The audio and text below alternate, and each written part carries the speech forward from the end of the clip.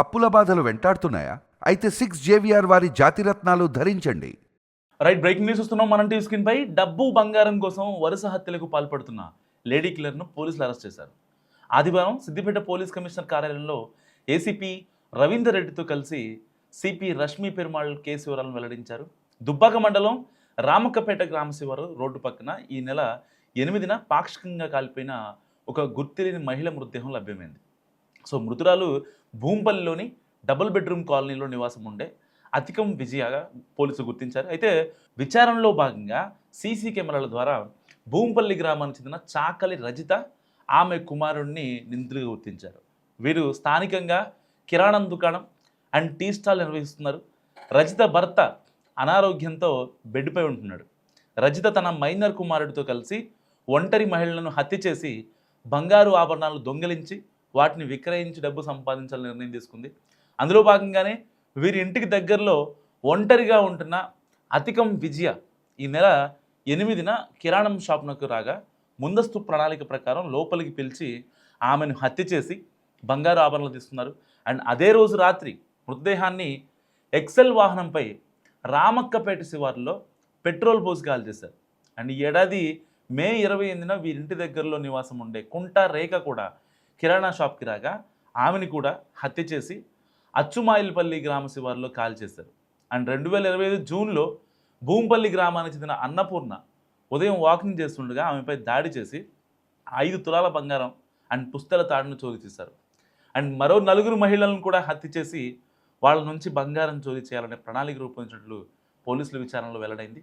అయితే అనారోగ్యంతో మంచంపై ఉన్న భర్తను కూడా హత్య చేయాలని ఈ యొక్క రజిత ప్రణాళిక రచించిందని, ఎందుకు ఇన్సూరెన్స్ చేయించాలని కూడా ప్లాన్ చేసిందని పోలీసులు తెలిపారు.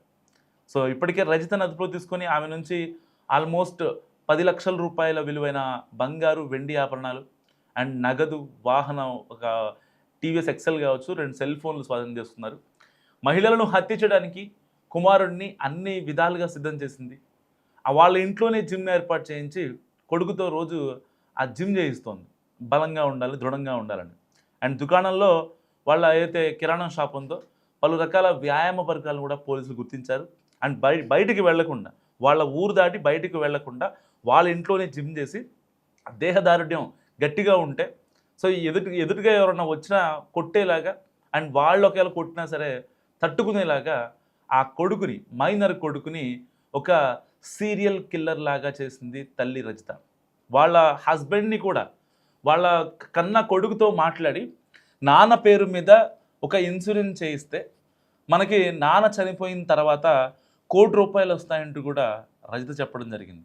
ఒకరిని కాదు, ఇద్దరిని కాదు, ఆల్మోస్ట్ 10 మంది ఒంటరి మహిళల్ని ఈ యొక్క వీళ్ళ టీ షాప్ దగ్గరికి కావచ్చు, లేదంటే వీళ్ళ కిరాణా షాప్ దగ్గర కావచ్చు. సో ఎప్పుడైతే ఎవరైతే వస్తారో వాళ్ళతో మంచిగా మాట్లాడటం, ప్రేమగా మాట్లాడి, సో వాళ్ళు ఏదైనా అడిగారు అనుకోండి, ఫర్ ఎగ్జాంపుల్ 1 కేజీ ఉల్లిపాయలు అడిగారు అనుకోండి, కేజీ బాబు ఇవ్వటం, అలా ఆ యొక్క ఒంటరి మహిళల్ని క్యాష్ చేసుకోవడం, వాళ్ళని అట్రాక్ట్ చేసి వాళ్ళ షాప్కే వచ్చేలాగా మాట్లాడటం. అండ్ దానికి సంబంధించి అంటే వీళ్ళకున్న ప్రాబ్లమ్స్ ఏవైతే ఉన్నాయి, ఈ చాకలి రజితకి ఏదైతే ప్రాబ్లమ్స్ ఉన్నాయో, అంటే వాళ్ళ ఆయన బెడ్ పైన ఉండటం అండ్ ట్రీట్మెంట్ తీసుకోవడం.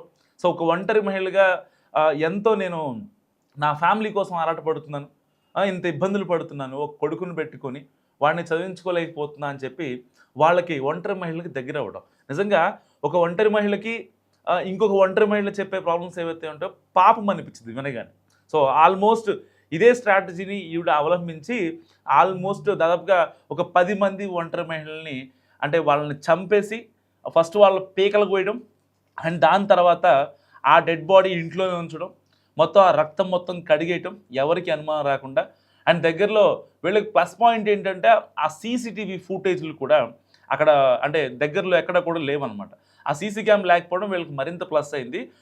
ఒకరి దగ్గర ఏదైతే సీసీ క్యామ్ ఉందంట, వాళ్ళ ఇంటి పక్కన అయితే వాళ్ళ కిరాణా షాప్ ఉంది కదా, దానికి పక్కన ఒక సీసీ కెమెరా ఉంటే సరిగ్గా అది షాప్ వైపే చూపిస్తుందని చెప్పి వాళ్ళతో గొడవపడి మరి, అంటే ఒకరోజు పిల్లలు మాట్లాడుతున్నారు, లేదంటే ఎవరన్నా అమ్మాయిలు వచ్చి మాట్లాడుతున్నారని చెప్పి కావాలని గొడవ పెట్టుకొని మా ఇంటికి వచ్చే వాళ్ళు మొత్తాన్ని మీరు చూస్తారా, మా షాప్ దగ్గరికి వచ్చే వాళ్ళు మొత్తాన్ని మీరు చూస్తారా అని చెప్పి, అంటే ఒక అంటే ఆ ఆడవాళ్ళ మీద ఇలాంటి ఇదెందుకు సీసీ కెమెరాలు పెట్టుకొని చూస్తున్నారా, ఇంట్లో పెట్టుకోండి మీరు కెమెరా అని చెప్పి ఆ సీసీ ఫుటేజ్ కెమెరా డైరెక్షన్ కూడా తిప్పించి సో వాళ్ళతో గొడవ పెట్టుకొని ఇంకా సీసీ కెమెరా ఈ షాప్ వైపు కానీ అండ్ ఈ యొక్క వీళ్ళు నడిపిస్తున్నటువంటి టీ దుకాణం వైపు కానీ ఎక్కడా కూడా సీసీ కెమెరా ఆన వాళ్ళు పడవు.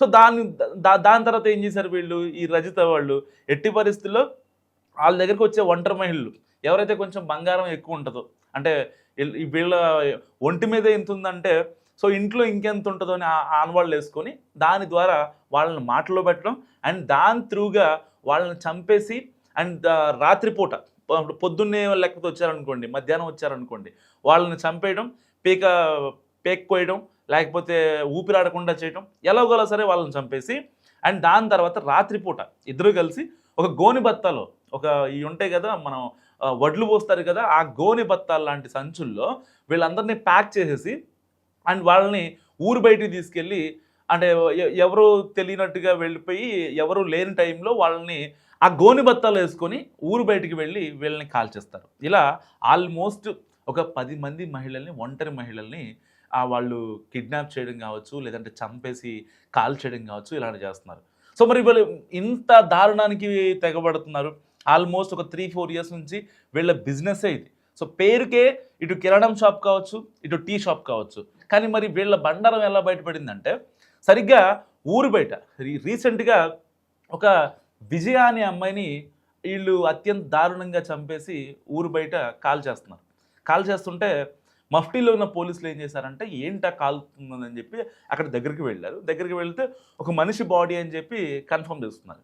అండ్ దాని తర్వాత వాళ్ళు తెచ్చిన ఆ గోన్ సంచి అయితే ఉంటుందో మంటలు ఆర్పే ప్రయత్నం చేశారు. సో పాక్షికంగా ఆ బాడీ కనిపిస్తూ ఉంది, ఒక లేడీ అని కనిపిస్తూ ఉంది. సో వెంటనే అంటే నియర్ బై ఏదైతే ఒక 5 కిలోమీటర్ రేడియస్లో ఎవరన్నా తప్పిపోయారా, ఎవరన్నా మీ వాళ్ళు ఎవరన్నా రావట్లేదా అని చెప్పి కంప్లైంట్ ఇస్తారు. ఎందుకంటే వీళ్ళు పర్టికులర్గా టార్గెట్ చేసింది ఒంటరి మహిళలు. ఎందుకంటే ఆ ఇంట్లో ఒంటరి మహిళలు అంటే ఒక్కళ్ళే ఉంటారు. సో ఎవరు ఎటున్నారో అర్థం కాదు. ఒకవేళ భార్య భర్త ఉన్నారనుకోండి, భర్త కనిపించకపోతే భార్య అడుగుతుంది, భార్య కనిపించకపోతే భర్త అడుగుతాడు. లేదు వాళ్ళ ఇంట్లో ఎవరన్నా పెద్దవాళ్ళు కనిపించకపోతే వాళ్ళ ఇంట్లో వాళ్ళు బాధ్యత వహించే అవకాశం ఉంటుంది. అట్లీస్ట్ మా వాళ్ళు ఇక్కడ షాప్కి వెళ్ళారు, మా వాళ్ళు పలానా ఊరు వెళ్ళారు, లేకపోతే స్కూల్కి వెళ్ళారు, లేకపోతే పలానా షాపింగ్కి వెళ్ళారు అని చెప్పడానికి ఉంటుంది. సో ఒంటరి మహిళలు అయితే వాళ్ళ గురించి పట్టించుకునే వాళ్ళు ఎవరు ఉండరు కాబట్టి వాళ్ళనే టార్గెట్ చేయడం వీళ్ళ యొక్క హాబీ. ఆల్మోస్ట్ గత 4 ఏళ్లుగా వీళ్ళు ఈ దందా సాగిస్తున్నారు. అండ్ ఏదైతే వాళ్ళకి కిరాణం షాప్తో పాటు టీ షాప్ కూడా ఉందన్నమాట. ఎవరైతే టీ షాపుల దగ్గరికి వస్తుంటారో వాళ్ళని కాస్త ముగ్గులు దించడం, వాళ్ళతో మాట్లాడటం, సో మా కొడుకుకి ఏమన్నా జాబ్ ఉంటే చూపించండి అని చెప్పి ఈ రజిత ఎవరైతే ఉన్నారో చాకలి రజిత వాళ్ళతో మాట్లాడటం. సో మెల్లగా మంచి మంచి మాటలు చెప్పి ఇలా ఇబ్బంది పడుతున్నాను, నేను ఒక ఒంటరి మహిళగా ఇబ్బంది పడుతున్నానని వాళ్ళతో సింపతి గేమ్ క్రియేట్ చేయడం. సో ఇక్కడ ఏమవుతుంది, ఒక ఒంటరి మహిళ ఒక అంటే బాధ్యత గల పురుషుడికో లేదంటే ఆవారాగా తిరిగే వ్యక్తికో చెప్పారనుకోండి, అక్కడ మగాడికి ఒక ఒంటరి మహిళ ప్రాబ్లం చెప్పారు అంటే వెంటనే వాళ్ళు సింపతి ఫీల్ అవుతారనమాట.